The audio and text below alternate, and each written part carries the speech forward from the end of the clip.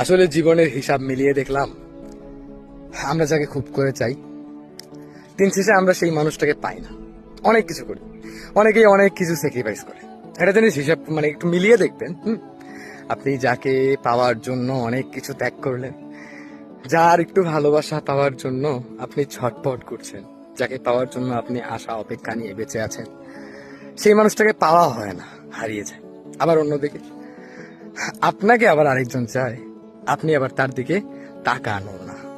সে কিন্তু আপনার কাছে ভালোবাসা পাওয়ার জন্য অনেক চেষ্টা করছে, অপেক্ষায় আছে, আপনাকে প্রপোজ করছে, আপনাকে খুব ভালোবাসে, আপনাকে পছন্দ করে, কিন্তু আপনার মন মানসিকতা শুধু ওর দিকে। আপনি শুধু ওর ভালোবাসাটাই চান, আপনি অন্য কোনো দিকে মন দেন না। বরাবর হিসাব কি জানেন?